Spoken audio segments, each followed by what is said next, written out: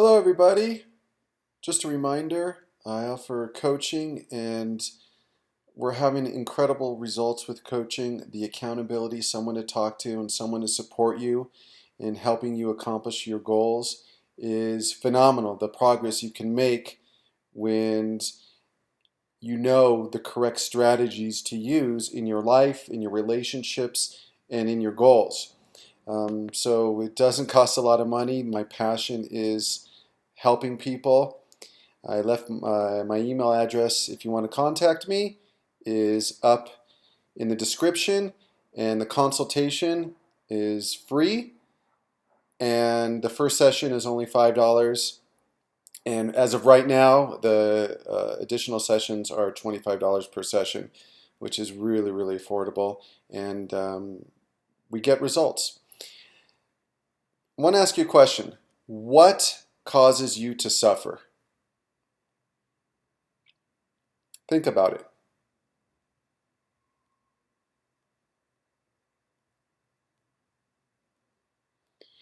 It's amazing the answers people will give as to what causes them to suffer. People can say, oh, I had a really rough and tough childhood. My parents, I'm in my 30s or in my late 20s and I don't know what I want to do with my life, and all my friends are successful and making something of their lives. I don't have a lot of friends. I have social anxiety. I'm overweight. I don't have enough money. I don't have a relationship. I don't have a job that I like. The list can go on and on and on. And the common theme with all those reasons, what links them all together, is they're external. They're external things, and we identify our self-worth, our mental health, based what happens in the external world. And do you realize how ludicrous this is? And yet, this is a way we've been conditioned to do it because, one, that's how people can control you. If you're worried about approval, what other people think, they know they can influence and control and manipulate your behavior.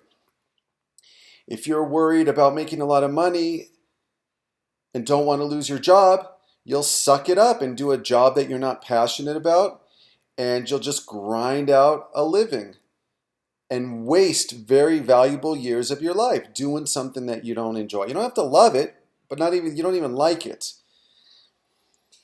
In relationships, we are generally ruled by fear.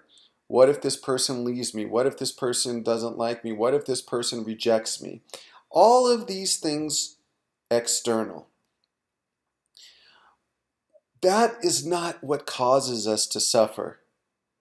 What causes us to suffer is those external things expose our internal wound.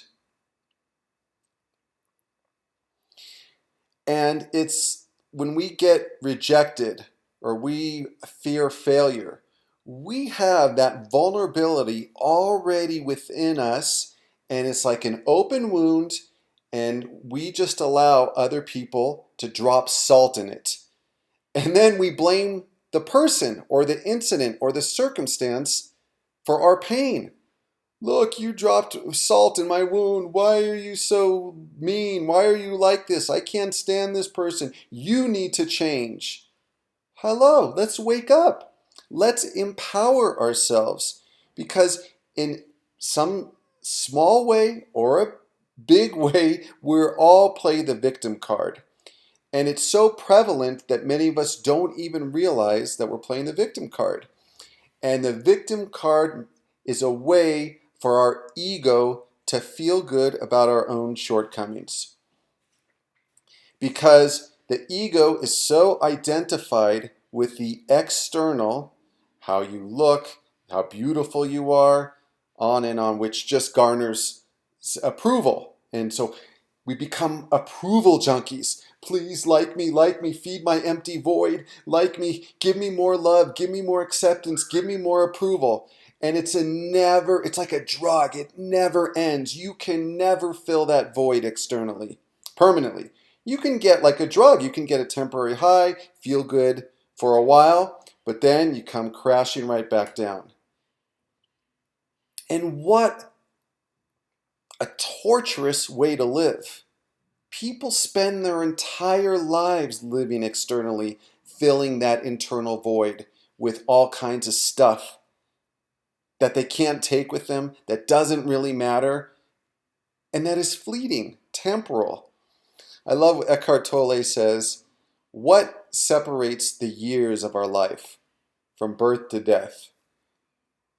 He says, a dash. A dash is all that separates the years that we have on this planet. And yet we torment ourselves to such a degree and create so much inner suffering. And then we need to medicate ourselves, drink, go shopping, external, fill the void, fill the void. And you get that dopamine rush, feels good momentarily, you're back to basics. So I'll ask this again. What causes us to suffer? What causes you to suffer?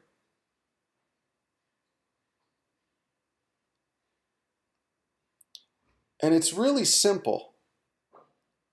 It's so simple that it bypasses the majority of people's realization. What causes us to suffer is not what we think it is. And that's why we continue to suffer. We have an enemy that lives between our ears. And what causes us to suffer is identification with thought. Think about it.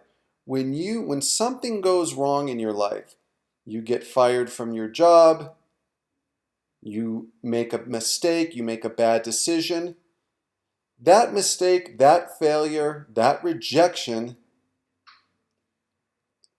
really doesn't affect you until you identify with the thought.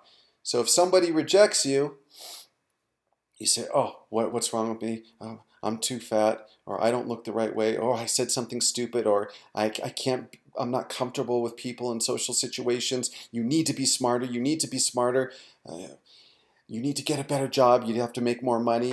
Look at your family and friends. They're laughing at you because they think you're a failure. They think you're a loser.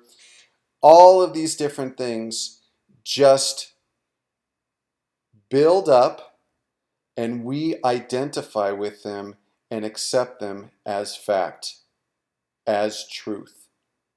That's what causes us to suffer, is our identification with that monkey mind that beats us up, that tells us we're a piece of crap, we're no good. Oh, it's like the little daggers to the heart or to the back. And so we know what's going on here. It's identification with thought. So a really good example don't remember which book I read this in, but it talks about a guy going to approach a pretty girl. She's sitting eating lunch, whatever, and he goes to approach her, and he asks her, hey, would you like to go out with me? And she says, no, I'm not interested, but thanks anyways. And he walks away, and his head is down. He's feeling bad. He's beating himself up. What's wrong with me? I said something stupid, or why don't any girls like me? I must not be good enough. The whole typical cycle. And then he starts identifying with that monkey mind, with those thoughts. Then the next guy asks the girl out, and she says, no, thank you, I'm not interested. He walks away. Oh, I'm so happy that I was able to approach her. I overcame my fear of asking her out. I'm not enslaved to approval or to rejection doesn't affect me, so I don't take risks. And this gives me more motivation. I'm one step closer to meeting the right girl for me. and he's just has his whole aura and energy is completely different, and it's all what he identified with. He didn't identify with that monkey mind criticizing him, and it's still, everybody has that monkey mind. Even people that are like famous athletes, professionals, they all have that self-doubt. So there's two things you do with the self-doubt. You do it anyways with the self-doubt. You identify with it and still try to do it anyways, or you simply just observe it and realize that's not who you are. That is the monkey mind who's deceitful, who distorts things, who is based in fear, who is very emotional, irrational, illogical, and a liar. That monkey mind you have will take a grain of truth, mix it with a concoction of lies, and serve it to you, and we eat it. We just gobble it down. So the key thing is observing it. Like you had an annoying brother or sister, and they just kept on going on in your ear, nagging you, criticizing you, or a bully, even better yet, a bully at school that would constantly criticize you and put you down and make you feel bad. Why am I going to believe this liar? Why am I going to believe his distortions? Instead, you just kind of ignore it, observe it. You don't fight it. The moment you fight that monkey mind, the monkey mind will win. It's 5 times stronger than your higher self or your intuitive self. It will beat you down. And if it resists, if you resist it, it'll persist. So you just observe it. Oh, that's interesting, like a passing cloud. Okay, that's very interesting, monkey. You think I'm a piece of crap, and you think I'm a failure. You think I'm a loser. Um, you don't want me to take any risks. And really, the monkey's trying to protect you. When it comes down to it, it doesn't want to see you fail. The monkey says it's much easier if we reject ourselves, we reject you, versus getting rejection externally from somebody else. So the monkey mind's constantly beating yourself up. And if you notice, people's monkey mind is very similar to how they were treated as a child, whether it's the way their parents talk to them, kids at the school, teachers. It has that same energy. It's like that was imprinted on our psyche, and we just continue that pattern even though those people might not be in our lives any longer. So observation. Go to the breath. Observe the monkey. Be really non-attached to what it says. That's freedom. That's liberation. There was a great analogy. Jack Kornfield in his he has a mindfulness audiobook. It's called Mindfulness in the Brain. And one of the things that he talks about in that, or there's two actually interesting things that he talks about. One, he gives the analogy of a dog. So imagine a dog bites you. And what do most people do when a dog bites? They pull their hand away. The dog latches on harder, and you start bleeding. The dog starts fighting with you. And that action of pulling away makes things worse and causes you to suffer further. And instead, go with the dog bite instead of pulling away. Go with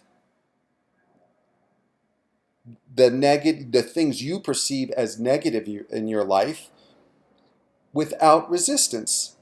So someone rejects you, you go with that. You don't say, oh, why do I feel so bad? Why do I feel so terrible? I don't want to feel like this. I feel like crap. You actually accept it. Oh, okay. Allow it to be with you. Kind of enjoy the experience. Oh, that's interesting. So the monkey's telling me this, and I feel like crap, and all these things. And he really has a great point. He says like 80-90% of our suffering is not from what happened. It's our resistance to what happens. And when you no longer resist and you accept what is, a peace comes over you. That inner peace that we all seek. It seems just ridiculous how often we fight with reality. We fight with the traffic. We fight with the annoying coworker or boss. I don't mean fight externally. I'm fighting within ourselves. Oh, here they come again. Well, I don't want to. Why do I have to sit by this person? Why do I have to work with this person? It's that was causes us to suffer, not the annoying coworker.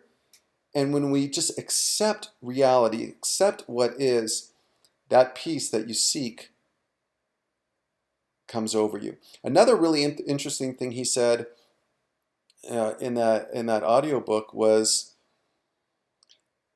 we want to rewire the brain.